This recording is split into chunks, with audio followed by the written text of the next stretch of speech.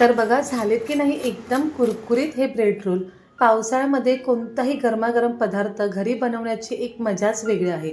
आपण भजी तर नेहमी बनवतो, पण त्यापेक्षा जर काही वेगळं बनवायचं असेल, तर असे गरमागरम कुरकुरीत ब्रेड रोल नक्की करून पहा. फक्त 10 मिनिटामध्ये होतात. साहित्य आपल्या घरी अगदी अवेलेबल असतं आणि मोजक्या साहित्यामध्ये होतात. कसे बनवायचे हे पुढे नक्की पहा. सुरुवात करूया आजच्या आपल्या रेसिपीला. नमस्कार, मी वैशाली तुम्हा सर्वांचं आपल्या माऊलीच किचनमध्ये अगदी मनापासून स्वागत करते. ब्रेड रोल बनवण्यासाठी लागणारं साहित्य पाहून घेऊया. इथे मी 8 गव्हाचे स्लाइस घेतले आहेत. म्हणजे मी गव्हाचा ब्रेड घेतला आहे. तुम्हाला हवा असेल तर तुम्ही मैद्याचा ब्रेडसुद्धा वापरू शकता. त्यानंतर इथे मी 5 बटाटे घेतले आहेत. बटाटे फक्त उकडवून घेताना त्यामध्ये खूप जास्त पाणी गेलं नाही पाहिजे. साधारण एक 80 ते 90% बटाटा हा फक्त आपला शिजला पाहिजे. कारण खूप जास्त पाणी गेलं तर जो आपला ब्रेड रोल आहे तो कुरकुरीत होत नाही. त्यानंतर इथे मी 2 कांदे घेतले आहेत. 1 इंच अद्रक घेतला आहे, 2 हिरवी मिरची आणि कोथिंबीर. सर्व आपल्याला अगदी मस्त असं बारीक कापून घ्यायचं आहे. तर इथे मी जे बटाटे उकडवून घेतले होते ते जवळजवळ 80 ते 90% फक्त शिजवले होते. त्यामुळे मी अशा प्रकारे ते किसून घेणार आहे. म्हणजे एकसारखे होतात आणि जे आपलं आतलं सारण आहे ना अगदी परफेक्ट होतं. आता यामध्ये आपल्याला चवीनुसार मीठ घालून घ्यायचं आहे. त्यानंतर इथे मी पाऊण चमचा धना पावडर, अर्धा चमचा जिरा पावडर, अर्धा चमचा लाल तिखट आणि अर्धा चमचा आमचूर पावडर घेतली आहे. आमचूर पावडरऐवजी तुम्ही चाट मसालासुद्धा वापरू शकतात. आता हे जे मसाले आहेत हे तुम्ही तुमच्या आवडीप्रमाणे कमी जास्त करू शकतात. कापून घेतलेलं सर्व साहित्य यामध्ये घालून घ्यायचं आणि छान मिक्स करून घ्यायचं. म्हणजे सर्व चांगलं एकजीव करून घ्यायचं आहे. तर इथे आपली बटाट्याची जी स्टफिंग आहे ती तयार आहे. आता इथे मी जे ब्रेड आहे ना त्याच्या बाजूच्या ज्या कडा आहेत अगदी थोड्याशा काढून घेणार आहे. कारण की ज्या गव्हाच्या ब्रेड असतात त्याच्या कडा खूप जास्त अशा कडक नसतात.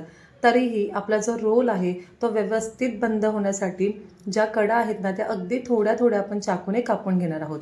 आता या ज्या कडा आहेत या फेकून न देता तुम्ही बारीक करून आपलं जे स्टफिंग आहे त्यामध्येच घालू शकतात. आणि जर जास्त तुम्ही या कडा काढल्या किंवा आपण मैद्याचा ब्रेड घेतो आणि त्याच्या जेव्हा कडा खूप काढतो ना तर त्यात मी बारीक करून ब्रेड क्रम्स म्हणून सुद्धा त्याचा वापर करू शकतात. तर बघा अशा प्रकारे मी बारीक करून जे बटाट्याचं स्टफिंग होतं त्यामध्येच घालून घेतलं आहे आणि जे बाकीचे ब्रेड आहे त्याच्यासुद्धा कडा काढून घेणार आहे. आता हे जे बटाट्याचं स्टफिंग आहे याचे आपण सुरुवातीला एकदा समान भाग करून घ्यायचे, छोटे छोटे रोल करून घेणार आहोत. कारण की काय होतं, जेव्हा आपण ब्रेड रोल करायला घेतो त्यावेळेस ब्रेडमध्ये कधी कधी भाजी कमी जास्त होते. त्यामुळे सुरुवातीलाच असे गोल आकार करून घ्यायचे म्हणजे पुढची जी प्रोसेस आहे ती आपली अगदी सोपी होऊन जाते. तर इथे मी सर्व बटाट्याचे छोटे छोटे रोल करून घेतले आहेत. तुम्हाला हवं असेल तर यामध्ये तुम्ही चीज किंवा काही व्हेजिटेबल्ससुद्धा घालू शकतात. तर इथे मी एका भांड्यामध्ये नॉर्मल पाणी घेतलं आहे. आता आपण रोल बनवताना ब्रेडचा स्लाइस फक्त वरच्या वर दोन्ही बाजूने अगदी हलका डीप करायचा. खूप जास्त पाण्यामध्ये हा ठेवायचा नाही. नाहीतर यामध्ये जास्त पाणी गेलं तर आपले ब्रेड रोल अजिबात कुरकुरीत बनणार नाही किंवा जास्त तेलकटसुद्धा होतील. तर ही काळजी नक्की घ्या. फक्त वरच्यावर पाण्यामध्ये डीप करा आणि अगदी हलक्या हाताने दाबून दाबून त्यामधलं सगळं पाणी काढून टाकायचं आहे.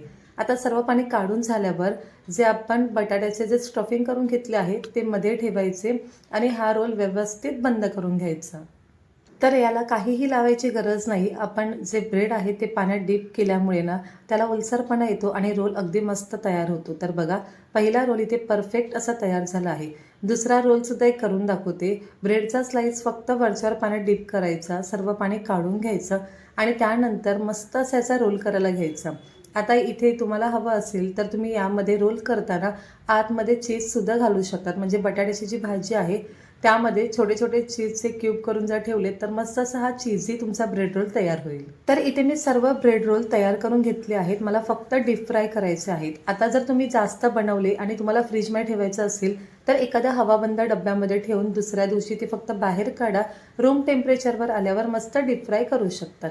बघा तेल छान गरम झालं आहे. फक्त खूप जास्त कडकडीत तेल गरम करायचं नाही. गॅसची आच आपल्याला मध्यम ठेवायची आहे आणि एका वेळेस जितके तेलामध्ये राहतील तितकेच आपल्याला हे रोल सोडायचे आहेत.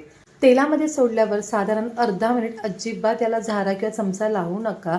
अर्धा मिनिट झाला की त्यानंतर झाऱ्याने तेल वर सोडायचं आणि व्यवस्थित तेलामध्ये हे सेट झाले की त्यानंतरच आपल्याला मध्यम आचेवर सर्व बाजूने हे छान डीप फ्राय करून घ्यायचे आहेत. अगदी सोनेरी रंग येईपर्यंत. म्हणजे आपले जे ब्रेड रोल आहेत ना चांगले कुरकुरीत होतात. आता इथे सगळ्यात महत्त्वाचं म्हणजे हे जे ब्रेड रोल आहेत हे अजिबात तेलकट होत नाही. एक तर जे वरचं आवरण आहे म्हणजे जो ब्रेड आहे तो अगदी आपण कमी पाण्यामध्ये डीप केला होता आणि त्यामधलं सगळं पाणी काढलं होतं, त्यामुळे तेल अजिबात राहत नाही. आणि जी बटाट्याची भाजी होती ना त्यामध्ये सुद्धा पाणी नव्हतं, म्हणजे जे बटाटे आपण उकडवून घेतले होते त्यामध्ये अजिबात पाणी नव्हतं. त्यामुळे हे ब्रेड रोल तुम्ही जर बाहेर अर्धा तासभर जरी ठेवलेत तरी तसेच्या तसे कुरकुरीत राहतील. तर बघा सर्व बाजूने मस्त असं छान सोनेरी रंगावर मी इथे तळून घेत आहे. आणि तुम्हाला ही रेसिपी कशी वाटली मला नक्की कळवा. बघा मस्त असा सोनेरी रंग आला आहे. आता आपण हे ब्रेड रोल बाहेर काढून घेऊया. तर इथे सर्व ब्रेड रोल मस्त असं तळून झाले आहेत. छान एकसारखा रंग आला आहे. आता तुम्ही हे टोमॅटो केचप सोबत सुद्धा खाऊ शकतात किंवा असे सुद्धा खाल्ले तरी खूप अप्रतिम लागतात. याचा आवाज ऐका किती कुरकुरीत बनले आहेत आणि मी बराच वेळ हे बाहेर ठेवले होते तरीसुद्धा मस्त असे कुरकुरीतच राहिले आहेत. आता यामधला एक रोल मी तुम्हाला पुढे कट करून दाखवते, म्हणजे तुम्हाला समजेल की आतमध्ये भरपूर अशी भाजी भरली आहे. तर आजची ही रेसिपी तुम्हाला कशी वाटली मला नक्की कळवा. आणि तुम्हीसुद्धा पावसाळ्यामध्ये मस्त असे गरमागरम ब्रेड रोल एकदा तरी करून पहा.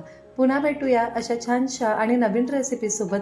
तोपर्यंत स्वादिष्ट खा आणि आस्वाद मिळवा. माऊलीच किचनला लाईक, शेअर आणि सबस्क्राईब करायला अजिबात विसरू नका. धन्यवाद.